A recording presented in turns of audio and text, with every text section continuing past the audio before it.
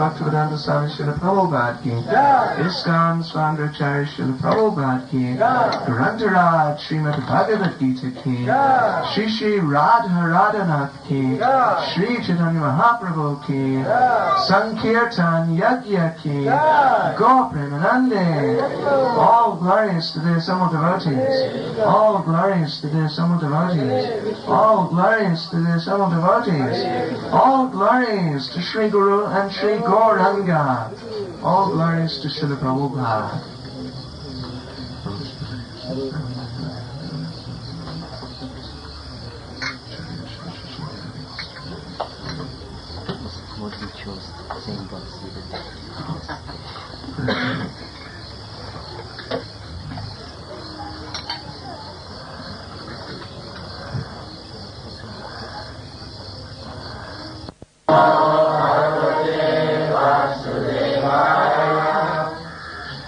So this evening, Mrs. Mudley has chosen a very nice verse, and just coincidentally, or perhaps it is Krishna's arrangement, that it is the same verse we read last night at the program here in Phoenix.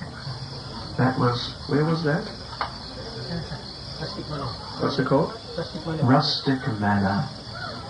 Yes. So Mrs. Mudley tonight has chosen very beautiful verse from Bhagavad Gita as it is, translation and commentary by His Divine Grace A.C. Bhaktivedanta Swami Prabhupada. Chapter 10, the opulence of the Absolute. Text 10. Such a nice verse. How many of you out there in the audience know this verse, know what this verse is? Robin does. Oh, Mr. Jayanda, you can tell us?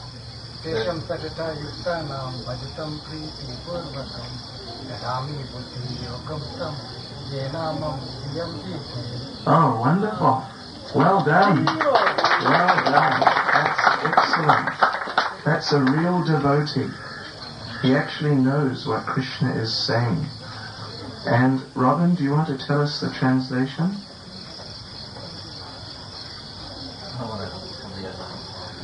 Somebody else? He wants to give someone else the pleasure. Who else will tell us? What is the translation? One of the ladies? Some lady scholar out there?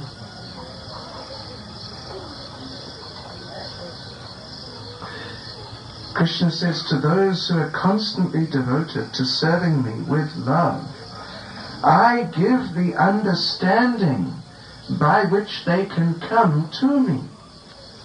This is a wonderful verse. Tesham saratayuktanam bhajatam priti purvakam dadami buddhi yogam tam yena mam upayanti te. To those who are constantly devoted to serving me with love, I give the understanding by which they can come to me. Perhaps we can repeat that responsively. You can repeat after me, please. To those who are constantly devoted to serving me with love,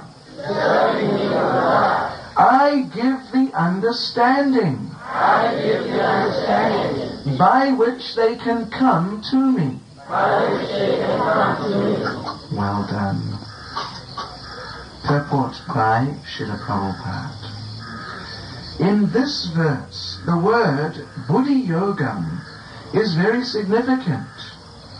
We may remember that in the second chapter, the Lord, instructing Arjuna, said that he had spoken to him of many things, and that he would now instruct him in the way of buddhi yoga. Now, buddhi yoga is explained. Buddhi yoga itself is action in Krishna consciousness. That is the highest intelligence. Buddhi means intelligence, and yoga means mystic activities or mystic elevation. When one tries to go back home, back to Godhead, and takes fully to Krishna consciousness in devotional service, his action is called buddhi yoga. In other words, buddhi yoga is the process by which one gets out of the entanglement of this material world. The ultimate goal of progress is Krishna.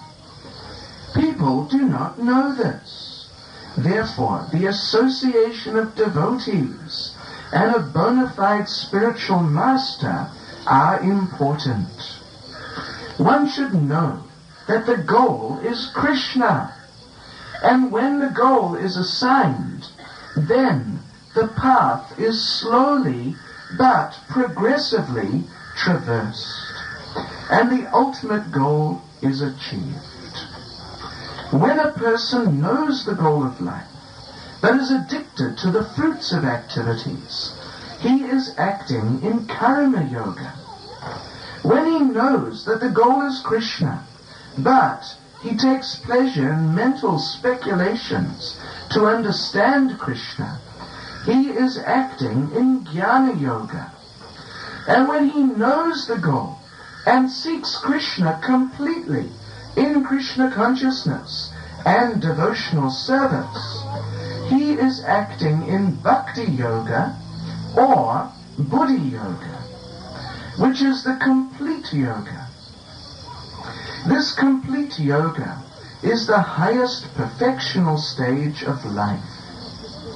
A person may have a bona fide spiritual master and may be attached to a spiritual organization, but still, if he is not intelligent enough to make progress, then Krishna from within gives him instructions so that he may ultimately come to him without difficulty.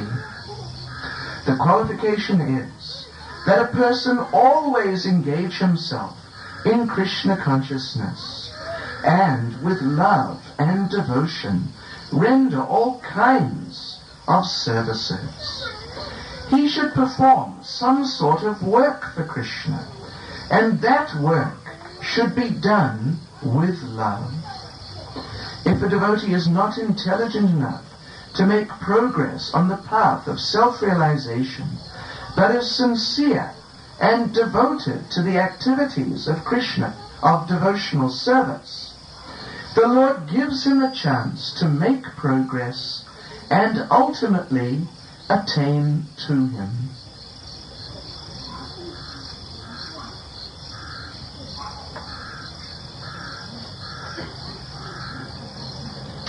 Tesham sarati yuktanam bhajatam pratipurvakam tadami buddhi yogam tam yena mahamupriyanti te. To those who are constantly devoted to serving me with love, I give the understanding by which they can come to me.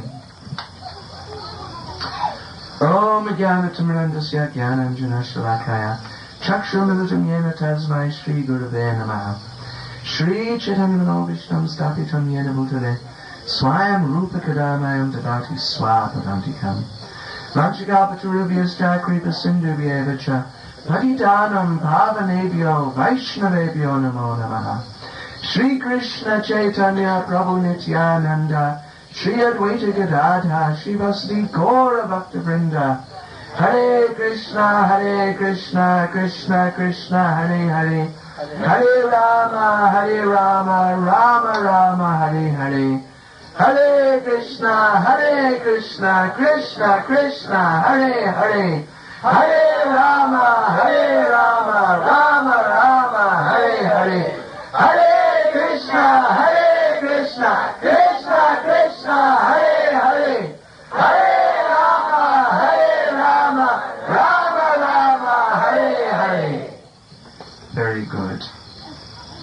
Yes, as we mentioned, this is a very beautiful verse in Bhagavad Gita. This is a very important and famous verse in Bhagavad Gita. Very meaningful and very practical. Just see, the sound vibration has stimulated our car there. This is a very significant verse and very practical verse, actually. This is a very practical verse because it is telling us how, really the essence of how we can advance in Krishna consciousness. Yes, there are so many things to do in Krishna consciousness. From the morning till the night, there is full program, many different types of activities for our benefit, so we can become purified and become attached to Krishna. Like this we can make advancement. But the essence is to try to perform these activities in a certain mood. It is not that we are simply working when we're doing some service. Like a few days ago we finished the Christmas marathon, book distribution marathon. And so many devotees from all around KwaZulu-Natal, they distributed many books. Many of the Dhammahattas, Tonga, Peter Maritzburg, and Newlands, and around here and there, and Phoenix, I'm sure. The devotees distributed many books, and in this way really did something positive to help the people in general. It was very nice.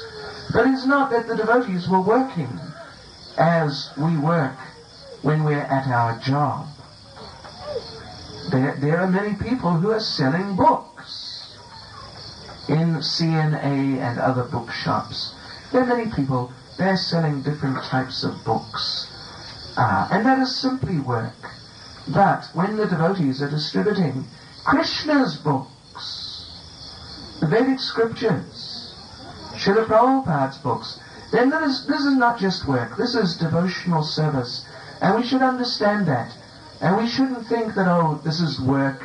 Because generally, if something is simply work, then you don't really like doing it. Tomorrow is Wednesday, and I assume many of you will have to report into the factory or the office, where your place of employment is, and you will have to work. But I am sure that none of you are really looking forward to that. You may be looking forward to the money, but not the work. So if it wasn't for the money, you wouldn't do that work. Why would you do that work? But a devotee, a real devotee, means someone who really understands what is the reality of Krishna consciousness, what is the reality, what is the benefit, the value of being able to render service to Krishna. So such a devotee, advanced or advancing devotee, takes those opportunities. If the other devotees ask, please distribute some of Srila Prabhupada's books, then that devotee, the devotee who is seriously trying to advance in Krishna consciousness, will not think that, oh, they want me to work, and they're not even going to pay me. The real devotee, or the devotee who is taking Krishna consciousness seriously, will think, yes, nice opportunity. Thank you, Krishna. You're being very kind. Yes, we are chanting Hare Krishna after all. Many of you I know are chanting every day even many of you I know are chanting 16 rounds a day or more even perhaps. So when you are chanting, do you know what you are saying to Krishna? In effect, what is the message that you are giving Krishna? When you chant Hare Krishna, Krishna Krishna, Hare Hare, Hare Rama, Rama Rama, Hare Hare, then you are calling out, oh my Lord, Krishna, oh energy of the Lord, Srimati Radharani, please be merciful and engage me in your service. So if shortly after some other devotee, Prabhu, or any devotee walks up to you and says, oh, by the way, Prabhu, or Mataji, we're going out distributing books. Will you come? Would you like to come? Then you must know that Krishna is simply responding to your prayer. Don't think that, oh no, they want me to go out and knock on people's doors and get doors slammed in my face occasionally. Get the odd, person from some other religion try to give me the good word or something like that. And the bottom line is, I'll have to work. No, you must know that Krishna is simply reciprocating. You have been calling out, oh my Lord, please engage me in your service. He is simply responding to your request. So don't then turn around and try to sidestep with some tricky maneuver like, oh, urgent appointment, just have to go, but I would have loved to, or something like that. Just take it. That's Krishna calling. Come on, let's go. So, of course, if you are not so inclined to doing service, be it book distribution or cooking for a program or helping do something, whatever it may be, some service. If you are not so inclined, then you better be careful that you don't chant Hare Krishna too nicely. You better make sure you chant with the fences. Otherwise, you're just going to get so many devotees. If you chant nicely, you'll get so many devotees walking up to you saying, oh, would you like to do some service? You can be busy all day. You can be busy for the rest of your life even, actually, and even eternally. Yes, so that is Krishna consciousness. That is Krishna consciousness. It is not just work, but we're getting an opportunity to do something for Krishna. And when we do it, then we shouldn't do it certainly we shouldn't do it in some grudging work that they forced me to do this service. I couldn't get out of it. Not like that. And we shouldn't do it also in the mood that this is work, they want me to work. But we should do this in the mood that this is Krishna's mercy. Krishna's been very kind, giving me an opportunity. And in that mood, that Krishna is giving me the opportunity to come closer to him, then we should try to do that in a reciprocal mood, an appreciative mood, feeling ourselves very fortunate and being very glad to have been given the opportunity. That is a devotional mood. We may not be on the level of pure love of God. That is very high. Krishna Prema, that is the highest goal of life. We may not be on that level, but at least we can be on the level. At least we can certainly be on the level of being appreciative that we have been given some good fortune. And then in that appreciative mood, we can then try to do that service in a careful way, in an attentive way, in a concerned way, that we want to do this as nicely as possible to please Krishna. Not in some sloppy way, don't care way. Not like that. But something very nice, so Krishna will see, and Krishna will think, oh, how wonderful. And Krishna will thank you. Thank you for doing that nice service. Yes. So this is Krishna consciousness. This is devotional service. We should try to remember that and try to apply that in our lives. And if we do, then, as we said, Krishna will reciprocate. He will appreciate. He will respond. Earlier, in the 9th chapter, just a few verses before, Lord Krishna tells Arjuna that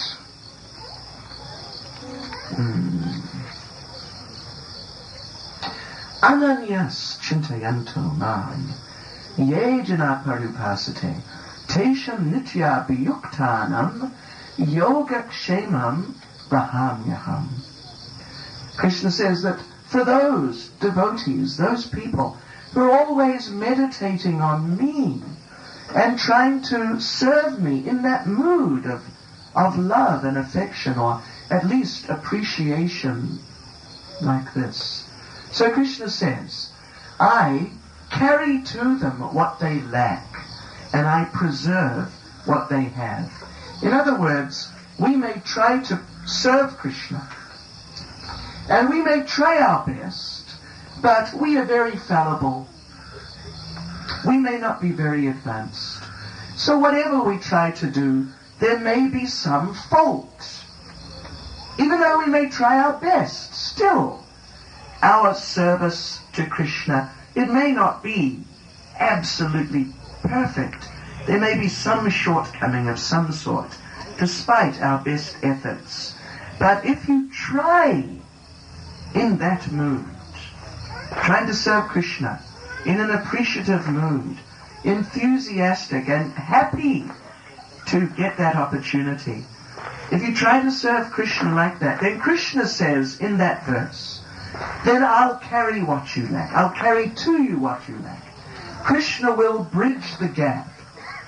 He will make up the difference for any shortcoming in our efforts. And in that way, our service will actually become very wonderful, even though we may not be so wonderful. That to those who are constantly trying to serve me in that affectionate mood, in that appreciative mood, very favorable attitude towards Krishna, very favorable attitude about serving, then such a devotee who is constantly trying his or her best to serve like that, Krishna says that I, seated within the heart, I will help them. I will give them the understanding so they can come to me. Krishna is saying, I will make sure that such a sincere devotee, even though imperfect, but still sincerely trying, such a sincere devotee, Krishna will ensure that that devotee comes back to him and is able to achieve the goal of life by Krishna's mercy. He will carry what the devotee lacks. He will give the understanding. He'll give the inspiration through the heart. He will make the different arrangements so that that sincere devotee, despite having shortcomings, will be able to advance nicely and ultimately be fully successful, go back to Godhead, back home to the lotus feet of Sri Sri Radha and Krishna in Goloka Vrindavan. So this is the main thing, really. Main thing is how much we appreciate our good fortune. That's the main thing. Not whether you're a big scholar, Not whether you are very, very renounced, very austere. Not whether you have a lot of money and you're able to donate a lot of money and you don't even notice it in your bank balance. Not like that. But the essence of it is, of course, it's also important to learn and try to understand. It's also important to try to not be materially attached. It's also important to offer your money, your time, your energy, everything in fact. That's important. But these things have to be done in a devotional mood. Or at least in that mood of appreciation, being willing to serve Krishna, feeling fortunate that I got the opportunity, and in that mood of inspiration, then actually trying to do that service very nicely, in the best way possible, for the pleasure of Krishna. If you can do it like that, then this verse applies. This verse will apply. That Krishna will help you in so much. He'll help you so much. Sometimes you won't believe it, actually. Srila Prabhupada's father said that that Krishna has 8 hands, because there are different forms of Krishna. Even there's one form of 1,000 hands. But there's one famous form. He has 8 hands. And Srila Prabhupada's father said that if Krishna, with his 8 hands, wants to take something from you, then how can you, with your 2 hands, stop him? And if Krishna, with all his 8 hands, wants to give you, then how can you, with your 2 hands, hold it all? It'll just be overwhelming. So that is Krishna. That is Krishna. If we just make that nice effort, that sincere effort, as Krishna is saying here, trying to render some service, and trying to render that service in a favorable mood, positive mood, being interested, not just in yourself, but interested to please Krishna. You know, there's one very nice story. Some of you may have heard. There's one very nice story about Srila Bhaktisiddhanta Saraswati Thakur. Actually, there's one verse which is basically explaining the same thing. In Srimad Bhagavatam, in the 2nd chapter of the 1st canto, Vasudeve Bhagavati Bhakti Yoga Prayojita Janayat Yasu Vairagyam Jnanam Chayad Ahaitukam. In that verse, Sutta Goswami is speaking, and he says that Vasudeve Bhagavati Bhakti Yoga Prayojita. If you render Bhakti Yoga, if you perform Bhakti Yoga, if you render devotional service to Vasudeva, Krishna, then Janayat Yasu Vairagyam Jnanam Cha Yada Hoitukam. Then causelessly knowledge and detachment will arise in your heart. Realization, spiritual advancement will arise from within, simply through your rendering devotional service. So in regard to that verse, Srila Bhaktisiddhanta Saraswati, Srila Prabhupada's spiritual master, there's an experience he had, in fact. He was staying there in Mayapur, Sri Mayapur Dham, and one day, one big Hindu intellectual came, one of the very biggest. He was the vice rector of the Benares Hindu University. This means he's second in charge there. Big Hindu intellectual. He came to meet Srila Bhaktisiddhanta who of course was big famous guru. So he came, this intellectual came, to ask Srila Bhaktisiddhanta some questions. Complicated questions. Because he had a very complicated mind, this man, being a big intellectual.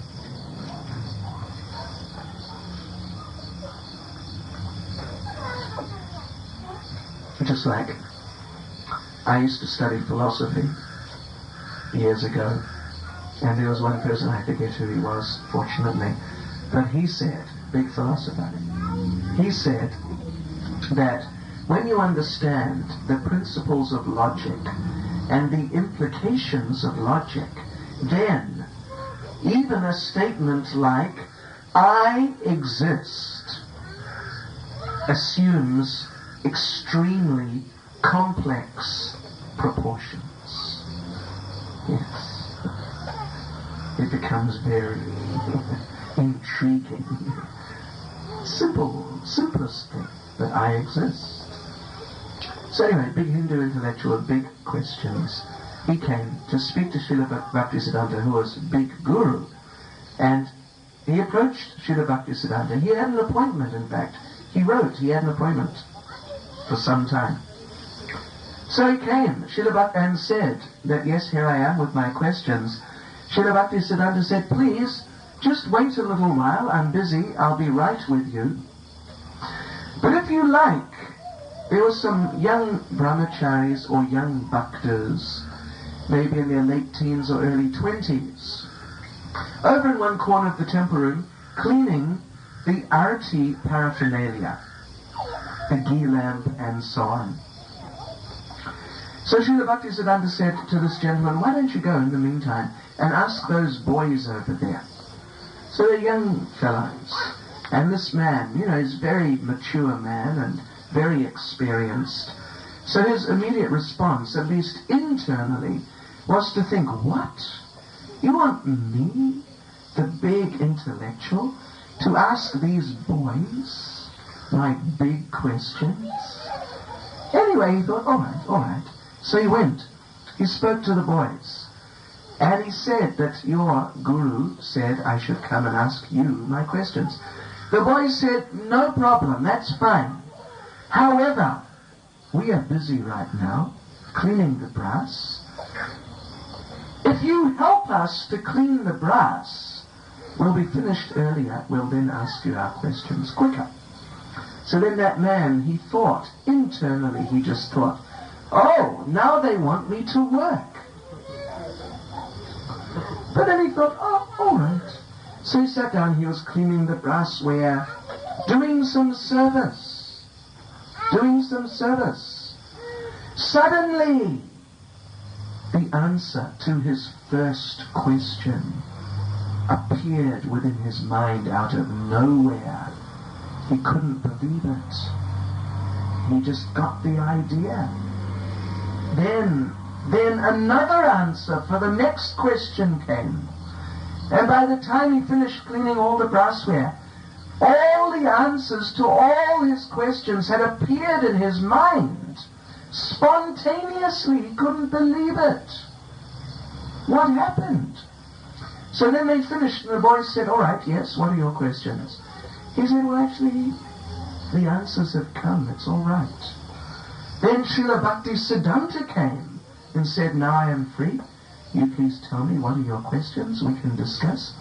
And the gentleman told him also, yes, I was just sitting here, just cleaning this arati paraphernalia, and all the answers to all the questions, they just came into my mind.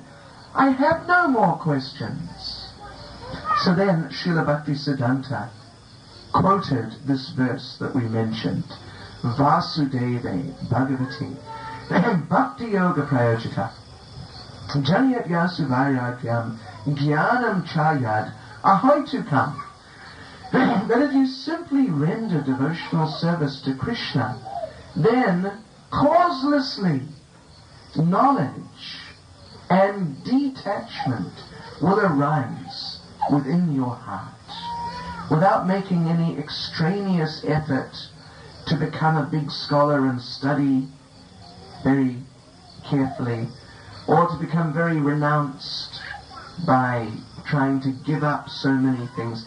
It'll just automatically come, causelessly.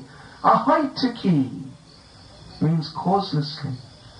Now, of course, we know that causeless doesn't mean totally causeless in an absolute sense.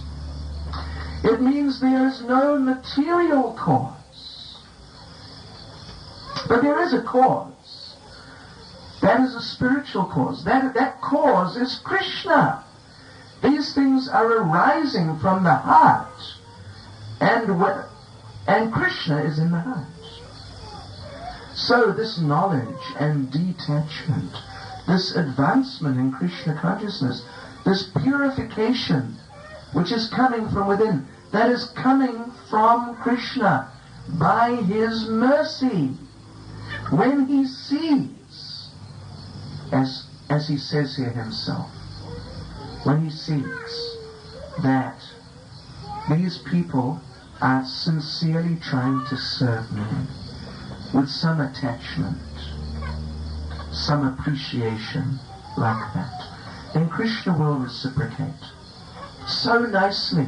You'll become so happy, so happy.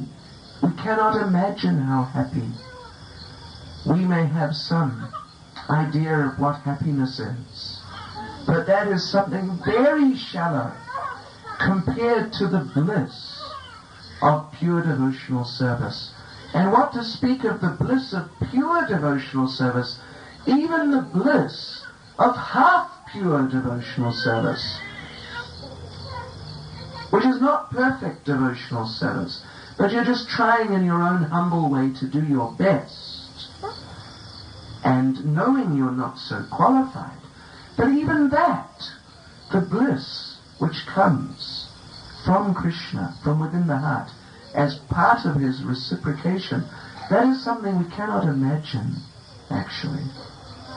So let us try and take this to heart, what Krishna is saying here. Let us try to apply this. This is something very practical. We've all come to the point of at least coming to the program tonight. At least, of course, all of you are, some of you, or however many, have also come to a point beyond just that, but at least you've come to the point in your Krishna consciousness of coming to this program. So let us think where to go from here, how to make progress from here. Let us not become complacent and think that, yes, I'm all right, you're all right, and we don't need to worry about making any further effort because we're all right. No, let us not be apathetic, but let us think progressively how to move forward. What is the next step for me? How I can take my next step in my natural advancement, my natural progress in Krishna consciousness. For some of you, it may mean increasing your chanting, trying to come up towards 16 rounds. For some of you, it may mean increasing or improving the quality of your chanting if you're already doing 16 rounds. For some of you, it may mean taking up some more service, or trying to take up your existing service more seriously. But for everyone, without exception, there is a next step, actually. There's always a next step, heading back towards Krishna. So if we are sincere to understand what it is, and then that we actually want to take it, to do it, then by the mercy of Krishna, with the help of the devotees, then we can identify what that is and then work at that. Work at moving forward in a practical way to advance nicely in Krishna consciousness and become more and more blissful at every step forward. Hare Krishna. We have a few questions here. Let's see. We will try to answer these, or just answer a few because we don't want to keep you too long. How many of you have to work tomorrow? 2. Is that all? 3, 4, 5. Are you just ecstatic about that? Yeah, sorry, I don't want to be sarcastic.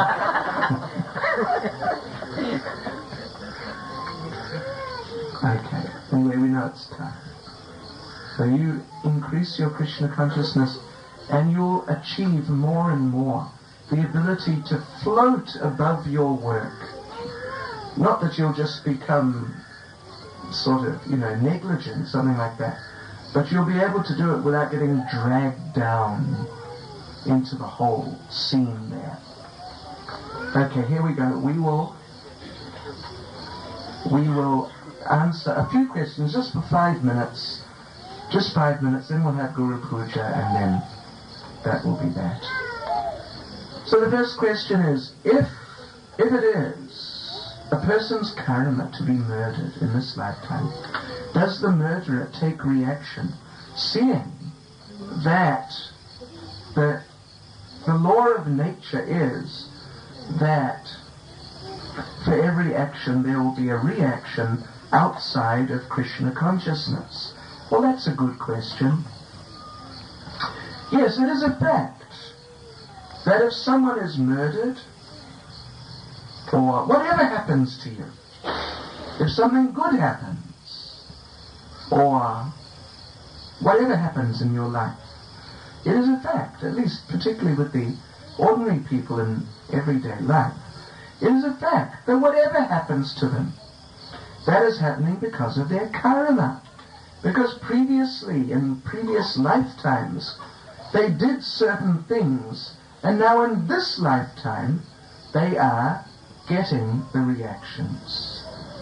So, if a person is murdered then, that means that generally it would mean quite specifically, that in the immediate previous life, or in some life not too long before, that person himself committed murder.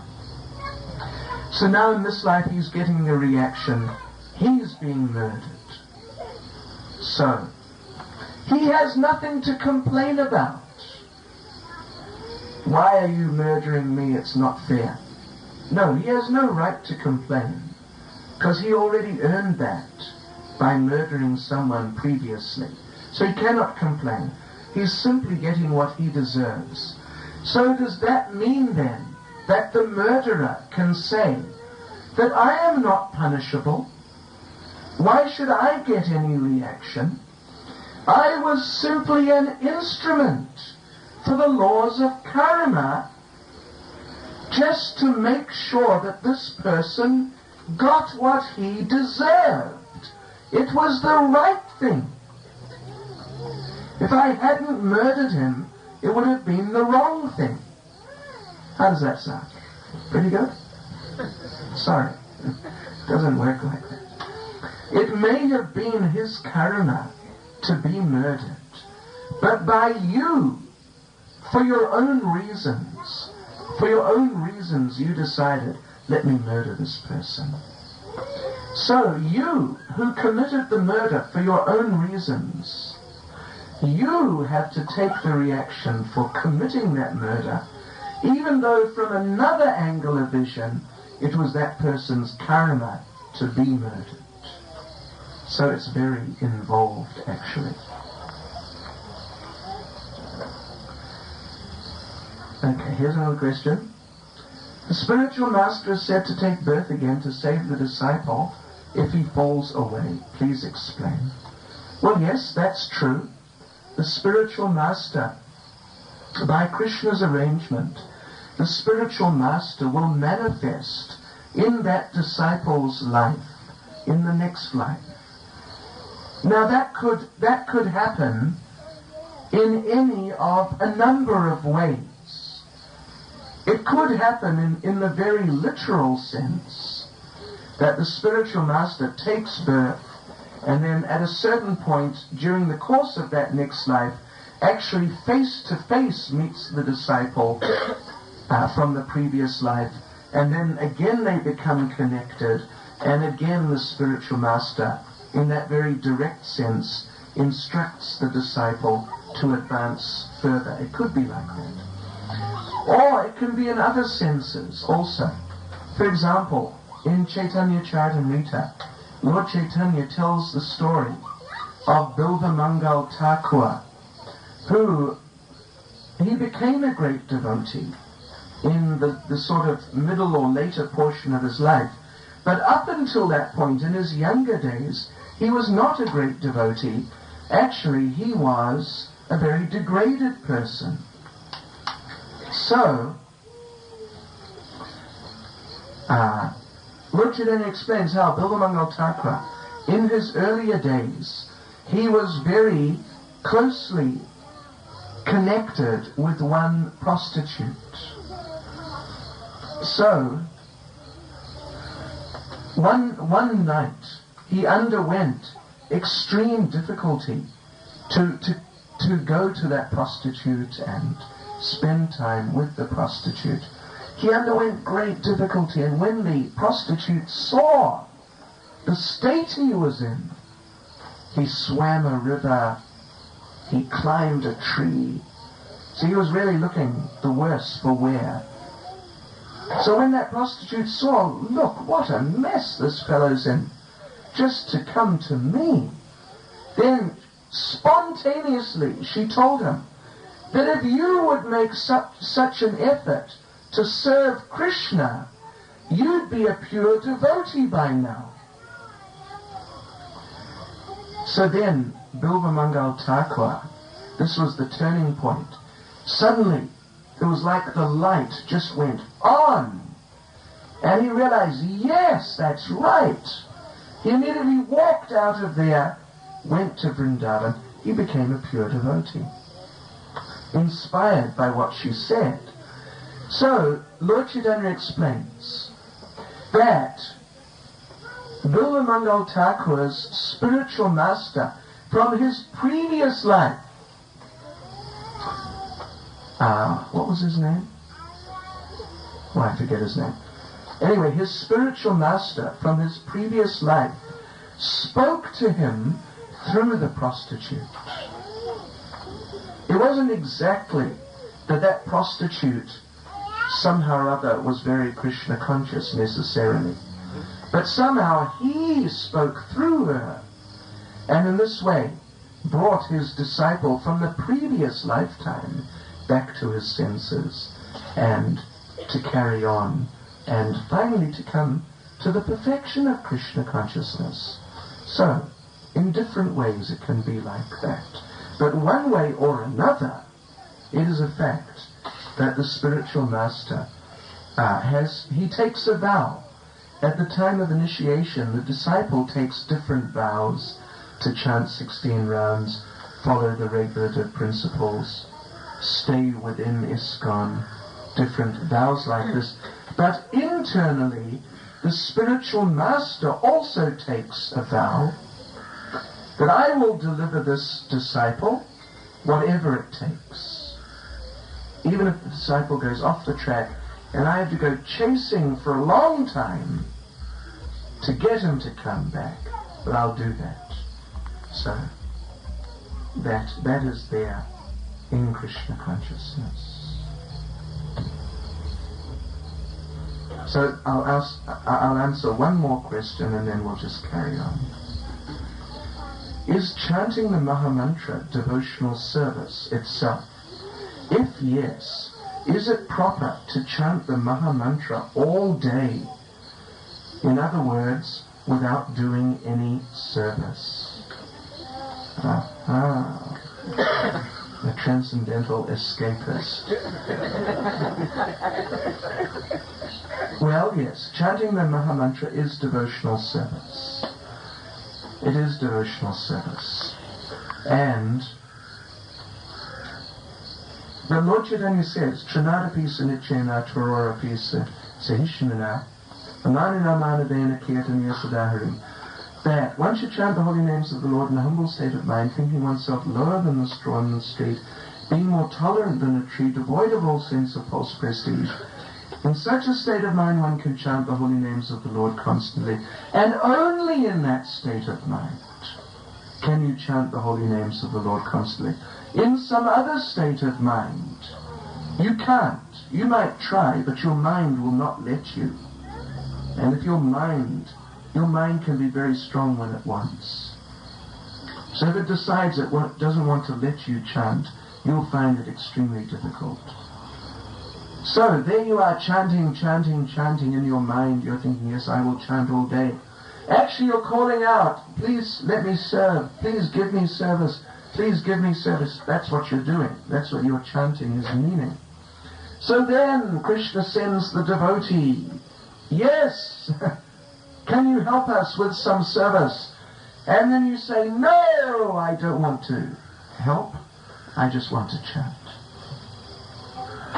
So, that means you're not really being very humble. You're asking for service by chanting. You're getting the opportunity to serve, and then you're saying, no, I don't want to serve. So don't worry. In a little while, your mind will tell you to stop chanting. And you'll stop, actually. You'll stop. Yeah. So it's a fact that chanting is service, but if then the devotees come along, and particularly if it's really like some authority comes along and asks you to do some service, then you have to do that service. If you don't, then you're being hypocritical, really. Okay. Hare Krishna. Thank you all for listening very patiently. And now